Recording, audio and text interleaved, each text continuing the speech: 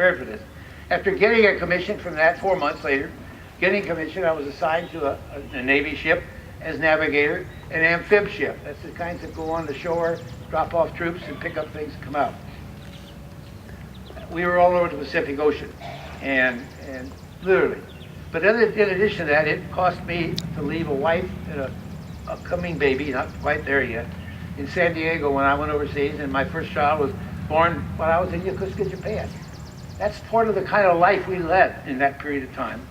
But after getting that military career out of the way, it lasted a while, it seemed like it was forever, I went to the University of Missouri to get a master's degree in economics, and I did. Let me tell you about another big fork in the road that was a big opportunity for me, and you'll be reading those things. Then Senator from Missouri, Stuart Symington, who had been president of Emerson Electric, made a lot of money in that job, was selected by President Truman to be the first Secretary of the Air Force. He always had a specialist on his staff of people that served him in areas where he was responsible. So when he went on the Senate Agriculture Committee, he came immediately out here to the Midwest to look for an assistant. He went back to the university president, Elmer Ellis at Missouri, and told him about what he had, and he wanted to get somebody to advise him and help him be a staff member in that area. That request went over to the Dean of Agriculture, who in turn passed it on to the Director and Department Head for Agriculture, Economics, and Business, Dr. Elmer Keel. Let me take a personal note on this one. Having been gone those times, I had a lot to learn getting back into civilian life. The local police in Columbia, Missouri had just gotten a radar gun, and they were just proud as all get out, catch everybody they could. I got caught 27 in a 25-mile-an-hour zone. And what scared me was that Dean Longwell at that time, had put out a statement saying he was tired of seeing the Department of Agriculture, Economics, and his staff and the students on that list. He didn't want to see anymore. So the phone call came that Dean wants to see you. Oh boy, my knees were knocking. I was afraid to lose my part-time position there as a teacher and researcher. Well, it wasn't. It turned out beautifully. He told me about Symington's request, and he indicated that the university would be very proud to have a staff member from the university, a junior faculty member, on the staff of the distinguished senator from Missouri. So he set up a dinner party for that night for the senator and I. Here again is another one that you can't hardly believe, but I'd been gone for 4 years in the Navy, all over the Pacific. I didn't know what Symington looked like, or anything about him. So I tipped the gal at the reception desk to cough 3 times when the senator entered the room. And she did, and I did too. Boy, I tell you, it was a great move. He and I got along real well, and a few days later he called me and offered me a job as his agriculture assistant in Washington. Here again, a little bit of a fork in the road, as Yogi Berra used to say. It wasn't an easy choice. We had just settled in Columbia. I kind of loved it down there. It was good. Working on a PhD at the time, and had a family, 2 kids, a home. To break that up and go to Washington, D.C. and all that, whatever we thought about those days, we think about now too, about Washington, I wasn't sure about it. But there was one other reason why I didn't want to go. We checked with the movers. I don't want to even mention the name of the moving company because they're still in existence. And they found that they wanted $800 to move the Jaenke little household. We didn't have much, 2 kids and a wife and some furniture, to move it to Washington. And they wanted the money up front. We didn't have that kind of money. So I let that out slip, I guess, to somebody, and they got back to the senator, and he raised my pay enough to cover that cost of moving, and so we took the job and moved to Washington. I think that that has been one of the great experiences for me. I got to work with a number of great people. The 2 senators from this state at that time, Dirksen and oh my, I'm forgetting his name right now. Shame on me. It's here if you give me a second. Douglas, Senator Douglas. Oh, sure. Paul Douglas. Paul Douglas, great guy. That's what happens when you've been 64 years since graduation. Senator Aiken, the senior Republican senator from Vermont, who was really a pillar of greatness for our country, and then the young senator from Massachusetts, Senator John Kennedy, or his staff. And they were looking for someone to advise them on campaign literature and positions for the senator in the forthcoming campaign.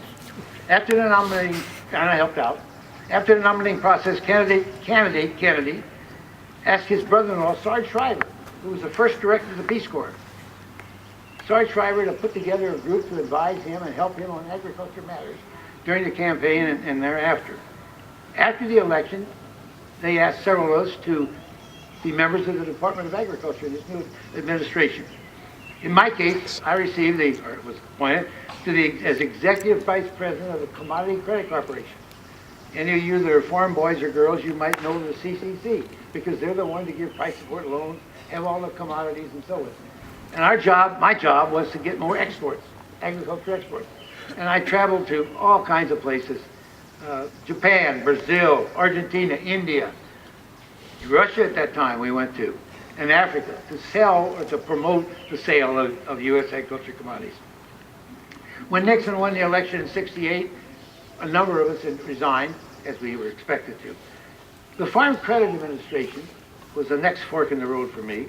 It's an independent agency of the federal government, like the Federal Reserve, very similar to them.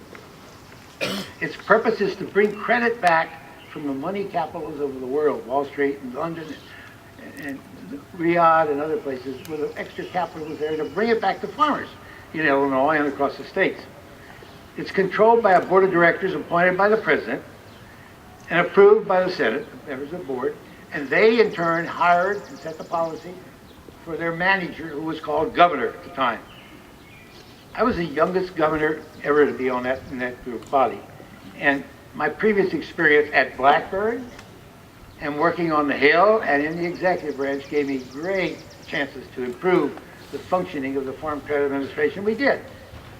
Loans outstanding, the measure by which in 5 years that I was governor, went from 12 billion to almost 30 billion.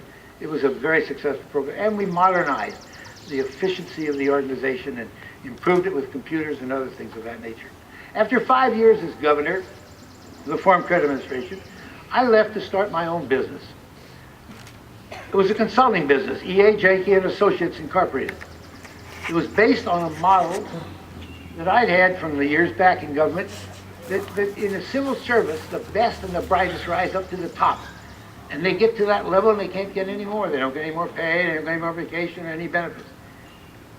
Why can't we tap those people? They're 53, 54, 55 years old, and give them an opportunity to use that knowledge and those contacts around the country, around the world. And I did. And it turned out to be extremely successful business model, and successful business adventure. We represented, after a few years, the Japanese government, the food agency of the Japanese government. At that time, they were buying $7 billion worth of Illinois corn and beans and cotton and stuff like that. Not Illinois cotton, but the cotton from other parts. And a great organization. And we advised them when and where to buy it. You want to get it down in the Gulf, you want to get it someplace else, the time to get it, buy a little more now because prices are going to likely go up.